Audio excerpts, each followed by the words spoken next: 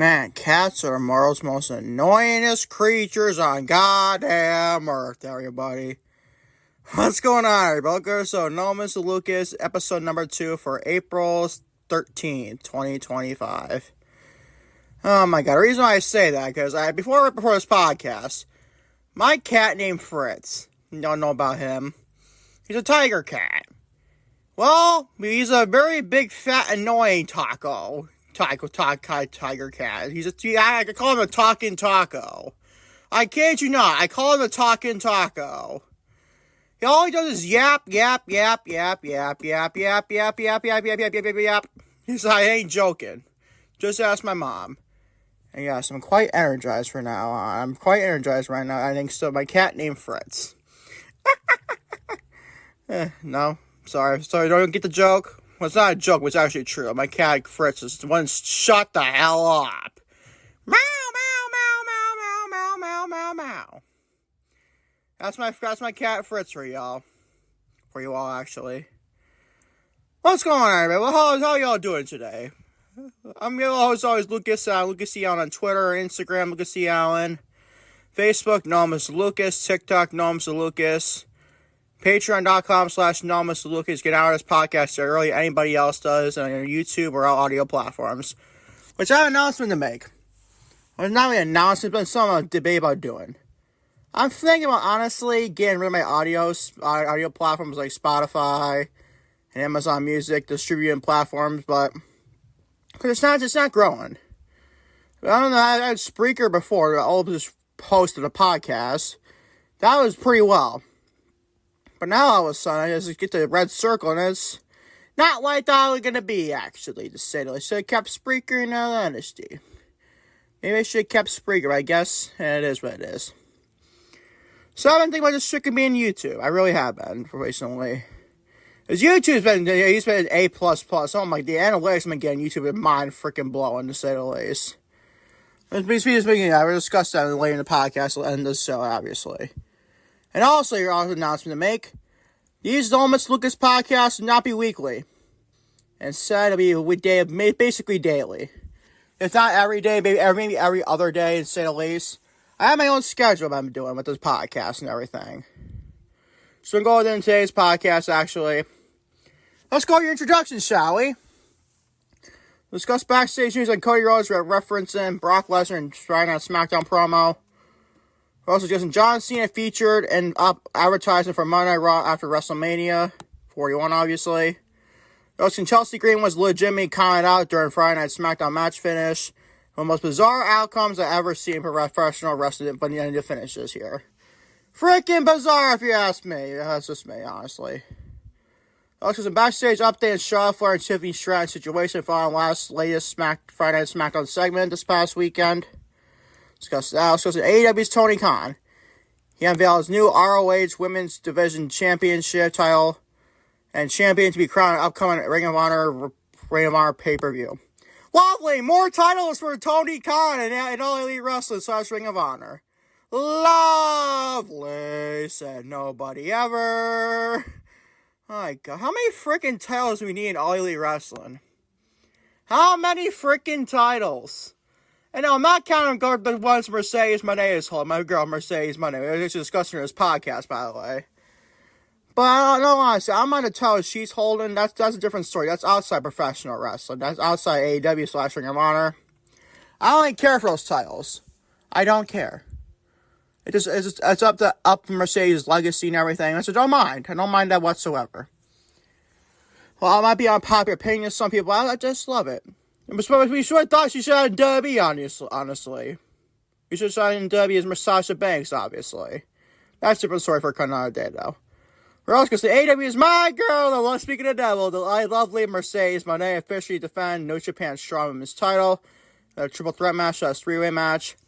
And always just saying wrestling history, update podcast statistics, and quoted and finished off your No Mr. Lucas podcast, episode number 2 for April 13, 2025. As always, thank you for watching No Mr. Lucas. Maybe always, this is episode 2 of the podcast. Starting with, you guessed it, backstage news on Cody Rhodes referencing Brock Lesnar and Friday Night Smackdown promo this past Friday night. On the latest episode of Friday Night SmackDown, last week's episode of Friday Night SmackDown, being just past Friday, obviously, Cody Rhodes mentioned Brock Lesnar in his promo, a name that has been seldom heard in WWE television over the past year, following allegations of his involvement in the Vince McMahon case. Any mention of him expletics, curious reactions from WWE fans who wonder whether the Beast incarnate can make a return. Which, by the way, I saw this fake news last week where he actually fake retired, but there was actually a fan trolling the audience. So, you've got to be kidding me. Really, bro? You play with my freaking emotions. Me, emotionally, I wanted Brock Lesnar to retire. I just can't stand Brock Lesnar when he did with Vince McMahon. Different story for another day. He's actually convicted, obviously. I believe it was, right? Who knows at this freaking Vince McMahon's case? So every freaking new day, it's a new day, new Vince McMahon drama, to say at least. I always tell you in the podcast. Going back to this report, shall we? Despite the American Nightmare referencing him in his promo, Fightful Select has reported that WWE doesn't have plans to bring back Brock Lesnar. Thank God, everybody, because you don't need Brock Lesnar in the year 2025. And that there has been no conversation behind the scenes about the former WWE champion. WWE stance seems to have not changed over the last few months, with a previous report in December also confirming that the promotion hasn't talked about him for his return. Paul Heyman, Lesnar's former on-screen manager and obviously friend and advocate, also refused to comment on the potential return of his former client. We definitely do not need Brock Lesnar back in 2025, the version of WWE. We just don't. We have guys that basically play the same role as Brock Lesnar. Granted, he's not the star power Brock Lesnar possesses. Half of them, like Braun Breaker, you got Gunther, you got a bunch of different guys from NXT, you got Obafemi. You name it. We got guys like Brock Lesnar, always in a star power and known value like Brock Lesnar. But his difference changed. You have built him up to potentially be a Brock Lesnar. You're even bigger than Brock Lesnar. We don't know one these days. But still, we don't need Brock Lesnar back in WWE in the year 2025. I'm sorry. We just don't need him back. So that's my thoughts on this segment. But we just don't need him back. What match you could consider you would be a good match for Brock Lesnar? Like Gunther and Braun Breaker. That's about it. I can't tell you anything else. Maybe Obafemi. Obafemi's in NXT. Brock Lesnar's never going to go to NXT. Come on, people. Unless Obafemi drops the NXT Championship and stand delivers. I do think he could be, honestly. Trick Williams, the heel. And then you call up Obafemi in the main roster. Maybe. But do we need Brock Lesnar versus Obafemi? I can go without it, honestly. That's just how I feel, in all honesty. Even if Obafemi beats Brock Lesnar, I know it's not going to. I know it's definitely going to happen. But, dude, you can go out that match, honestly. Obafemi can build up in different ways than Brock Lesnar, bringing Brock Lesnar to Obafemi. Same thing with Braun Breaker, and definitely the same thing for Gunther, to say the least. That's my thoughts on the situation for sure. Moving on, John Cena is chase number 17 at WrestleMania next Sunday night. This Sunday, a week from Sunday, actually. It's even today. Moving on, John Cena. He's featured in advertisement on Monday Night Raw after WrestleMania 41, obviously. But it's obviously a report here. Along with the road to WrestleMania 41, Cody Rhodes has appeared on both episodes of Monday Night Raw and Friday Night SmackDown. WWE obviously given a new advertisement, and seems that trend might change and then the post WrestleMania path. On Monday, April 21st, WWE will host the first Monday Night Raw after WrestleMania for the T-Mobile Arena in Las Vegas, Nevada, obviously where it's taking place, or Allegiant Stadium for WrestleMania 41, obviously. With the likes of Jey Uso, WWE World Heavyweight Champion Gunther, Liv Morgan, and Rhea Ripley being all promoted for appearances per official T-Mobile Arena and WWE websites. 16-time World Champion John Cena is also slated to appear Rhodes' WrestleMania 41 opponent, and on the other hand, he is not featured on other advertisement of this writing. It could be a situation where Cody Rhodes is probably on a Monday Night Raw brand, but then again, he might want to have the Raw after WrestleMania type feel. You want like Cody Rhodes after that. Maybe he takes a break after WrestleMania when he drops that undisputed WWE Championship to John Cena. He'll win number 17 as a heel. And probably go into the summer with the championship, maybe and drop it, maybe back to Cody like in Clash in Paris, maybe. We can find out then. It should be interesting to see Cody Rhodes and drop that championship to John Cena. He win number 17. And he finishes his own story, winning number 17. Even though it's a heel, obviously. And Cody Rhodes last was a babyface one in his story. But still, I think John Cena's going to get the win. I think Cody Rhodes' reign going to be over at WrestleMania next Sunday on April 20th of 2025 at WrestleMania for Royal Night 2. In the main event against John Cena. I just think that maybe we'll see The Rock there. Maybe we'll see Dwayne The Rock Johnson there. We wait and find out then. Keep on running up there and John Cena, what he does at the post-WrestleMania. Also have at WrestleMania, see what he does. And see if he's on a Raw after WrestleMania with the undisputed WWE Championship for sure. Keep up there and John Cena for sure. His retirement tour continues in 2025. We're on Cheslea Green, the reigning defending WWE Women's United States Champion. It's a crime that she's not going to be at WrestleMania. And it's a crime that her entire reign is falling flat thanks to Triple H's botching, oh my god. Botching of his creative booking, to say at least with Cheslea Green, both mid-card titles. Even a live Valkyrie with her championship run at the Intercontinental Championship can get up in the running obviously now. It's starting to get better and better, especially the feud of Bayley. I do wish you don't need to have those two at WrestleMania involving a tag team. It's a different conversation for another day, though. Moving on to Cheslea Green. She was legitimately counted out during Friday Night SmackDown match finish against Zelina Vega. Countouts are a very rare sight in WWE matches, but that's exactly what happened last week's edition of Friday Night SmackDown, when Cheslea Green suffered a quick loss to Zelina Vega. It now seems the countout wasn't part of the original plans, the referee making the call on the fly. Green, the Women's United States Champion for WWE, obviously I was displeased about her Secret Service not being ringside during her match, which eventually led to her loss. PW Insider was told by sources within WWE that Green was counted out after she was kicked out of the ring. May not have heard the referee, Ryan Tran, begin the count when she was outside complaining to the announcers. A source suggested that Green may have thought that the referee had stopped the count after she threw Vega into the ring again, but the referee counted as his count and awarded the victory to Vega. When Green didn't return in a long time, the referee had to call the match in Vega's favor as it was on the live TV and was left with no choice as per the report. The report added that the match was supposed to have gone on for a lot longer. Although Vega was originally supposed to win the match, despite the finish not ending how it was planned, neither star has heat behind the scenes as WWE executives believe that it's something happens during a live television show. PW Insider also stated that neither Green or Vega was injured during the match for them to bring it to an end earlier than planned. So yeah, I don't think it was heat on either women. It was just a very bizarre outcome, honestly. Even if the outcome was standing like Zelina Vega pinned Cheslea Green. You're having your whole full fight, your Women's United States Champion, get pinned in a non-title match against Zelina Vega. I love Zelina dearly. But Cheslea Green's run has been a dumpster fire as the Women's United States Champion, inaugural winner. Like, what are we freaking doing, bro? What is going on with this the women's division and mid-card titles on Friday Night SmackDown? Even on Monday Raw, too, I bet some pieces of the women. Like, what are we doing? It's like Triple H does not care about both mid-card titles. And neither women's defend their championship at WrestleMania. That's just so freaking stupid, if you ask me.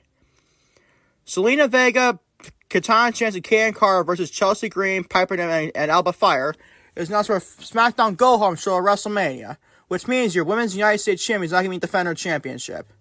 And neither is Lyra Valkyrie, who's using a tag team at Bayley against Liv Morgan or Raquel Rodriguez for Women's Tag Team Championships. Does that make any freaking sense to you? The answer is no, to say at least, to wrap up this segment. But still, I'm just so pissed off this nasty Cheslea Green at WrestleMania. That has me so stupid, especially she's a freaking champion, to say the least, to wrap up the segment for sure. Moving on, backstage update on Charlotte Flair and Tiffany Stratton segment. Situation found latest SmackDown segment this past Friday night. After a train wreck of a segment between Charlotte Flair and Tiffany Stratton, April 4th edition of Friday Night SmackDown. Gee, don't say a train wreck. That's the complete definition of a train wreck. That SmackDown segment was on April 4th. Complete and down definition of a train wreck.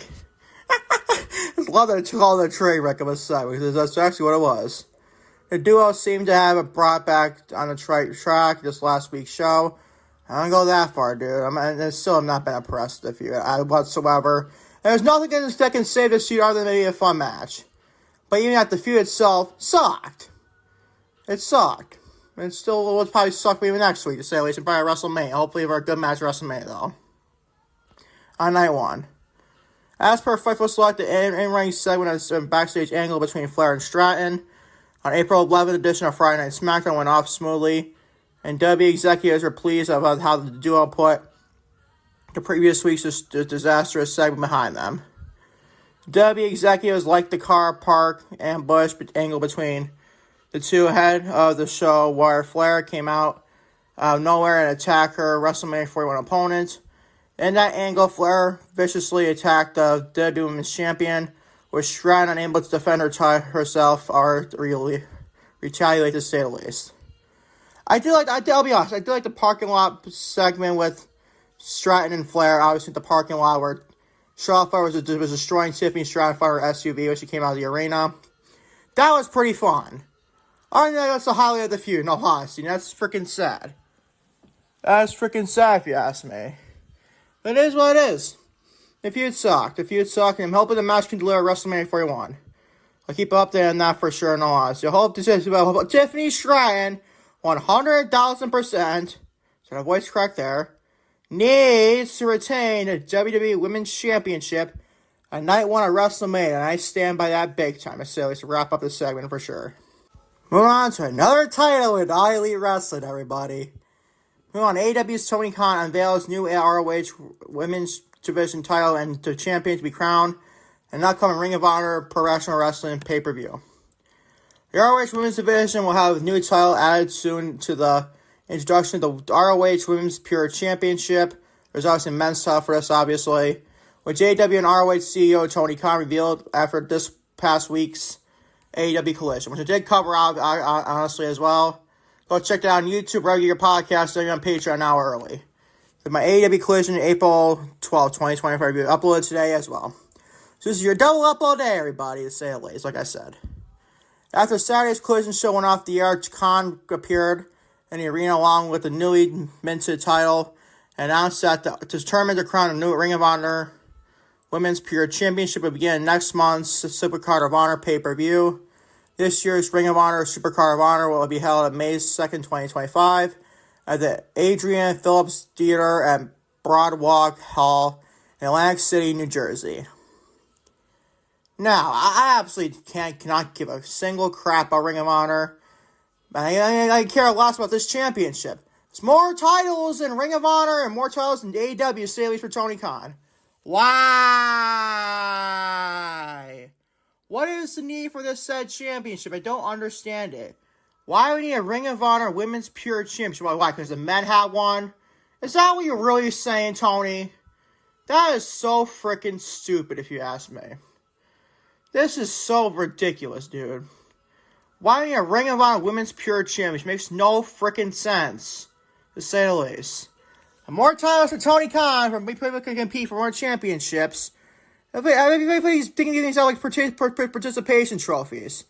That's what he's doing, bro. That's what he's freaking doing. That's so ridiculously dumb, if you ask me. Wrap up this segment for sure. Moving on. AEW is my girl, the lovely, lovely, lovely Mercedes Mone. She officially is defending her New Japan Strong Women's Championship in a three-way triple threat match as well. Well, Mercedes Mone's schedule as triple champion is starting to ramp up, as the next defense of New Japan Strong Women's Championship seems to have been confirmed. A New Japan Professional Wrestling's Windy City Riot event on April 11th, probably if I have to guess Chicago, Illinois, because they call it the Chicago area, the Windy City, to say the least. So probably similar to in Chicago, like I said. On April 11th, obviously being on Friday after night, Stardom's AZM and AEW bound Mia Shirakawa faced off to see who will be the next line of challenge the CEO, and obviously for New Japan Strong Women's Championship. However, fans were left wondering who Mone would face as the match between AZM and Shirakawa ended in a double countout.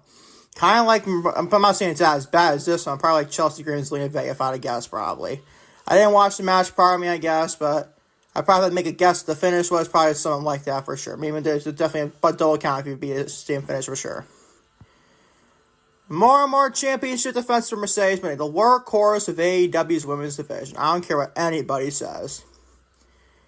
Like, who is doing it like Mercedes? Her match catalog, she explained everything. Other than last year, it's been Britt Baker and a Kairi Sheen match, and All in London, and obviously All Out last year. Back to back, nonetheless. Other than that, she's been putting up fun matches in AEW. The Julia Hart match at Dynasty was not the greatest on paper. It was okay for what it was, but probably a worst match in the last 6 months, to say the least. But other than that, Mercedes has been great as champion. He's been always great. Very proud for Mercedes, man. Continue doing more and more defenses, girl. You continue doing your thing as an honest professional wrestling fan, and I was obviously a Mercedes Moné fan myself, big time. That's my girl, bro. I always defend her where I get to. When it's called for. Obviously, the booking can do a lot better. And I'm not the booking, but maybe more storylines to see at least in AEW. We need more of that from Mercedes. We're not doing anything outside of professional wrestling in AEW. It's not her my business, people. It's her doing her thing outside of AEW is fine by me, in all honesty. So that's the update. AEW's Mercedes, my girl, obviously, defending the championship against AZM and Mia Shirakawa. And upcoming Stardom event as well for keep an update on Mercedes, which she does in All in Texas, hopefully against Athena, and a TBS championship, choice of matches for sure. Keep updating her for sure, because I'm a big time fan of my girl Mercedes, my name is say the least.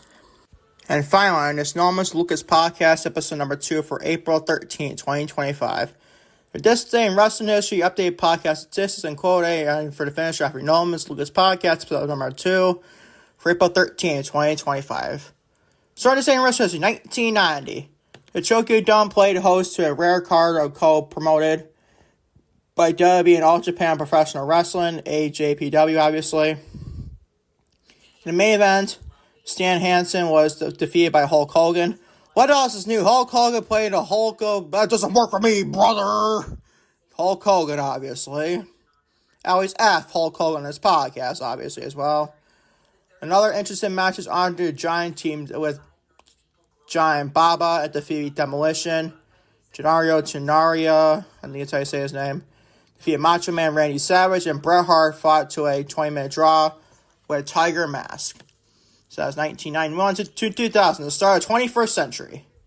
At a show in Indianapolis, Indiana, a unique ECW championship match took place.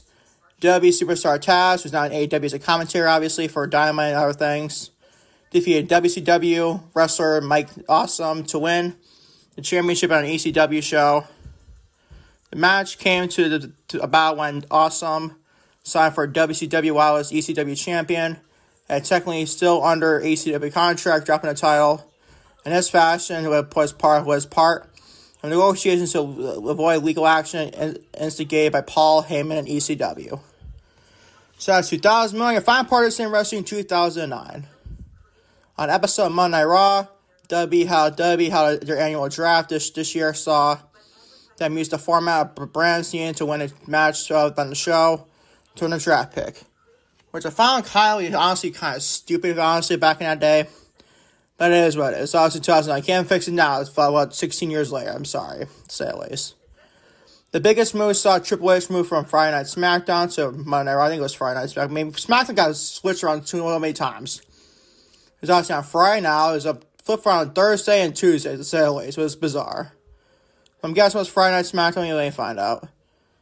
Triple H moved from SmackDown to Raw, with CM Punk going into an opposite direction. So that's the rest of your move on to your updated Anonymous Lucas podcast statistics. So on YouTube, guess how many damn viewers within the last 28 days? I'll give you 5 seconds to guess. You're probably never going to guess this. 1, 2, 3, 4, 5. 2,991, actually. 2,091. Almost 2,100 views. 2.1K almost. Within the last 28 days. And guess what the overall one is? I'll give you 5 seconds to guess this one. 1, 2, 3, 4, 5. 2,517 total viewers. I cannot thank y'all enough for just doing your thing on YouTube and obviously watching the podcast and liking the video. So subscribe and turn on all post notifications as well, so don't miss a video / podcast, to say the least. So that's YouTube. Move on to Red Circle, my podcast distributing platform. You have 3 seconds to guess. So it's not too big. I'm not stable at getting rid of audio platforms, honestly. I'm thinking about it, honestly. 1, 2, 3. 24 overall downloads. Not very good whatsoever, in all honesty. It is what it is, to say the least, dude. It is what it is. On to your final part of saying wrestling, your quote of the day. Quote of the day: I can't change the direction of the wind, but I can adjust my sails to reach my destination. By Jimmy Dean. You know, Jimmy Dean is the guy who does, like, breakfast meals and everything, and he got the title to the breakfast meals and everything. Yeah, that Jimmy Dean, I believe, is what it is. To finish off your Enormous Lucas podcast, episode number 2 for April 13th, 2025. Thank y'all for watching Enormous Lucas, episode number 2 for April 13th, 2025. I'll be back Tuesday with another double upload day. I believe, right? Yeah, I believe so. Did I make up my freaking schedule, man? I know. I'm weird to say the least. Let's look at my damn schedule. See, I think I'll do upload day. You obviously your Monday Night Raw for obviously April 14, 2025. Your Go Home edition for WrestleMania, obviously. And I believe I do a podcast. I did. Yep. You also your Enormous Lucas podcast episode number 3 for April 15, 2025. So that's next thing you're gonna see me. No podcast tomorrow for Monday for April 14, 2025. So if you no podcast tomorrow, I got at least a day to myself, especially. Because I need to recuperate for this big time week out of WrestleMania. Yeah, this is going to be a freaking big week, man. I hope y'all join me in the bride this WrestleMania week, man. On YouTube and hopefully regular podcasts, hopefully as well. So until Tuesday, more content. Enormous Lucas, peace, love. I'm out. Take you all. Love you all big time, to say the least.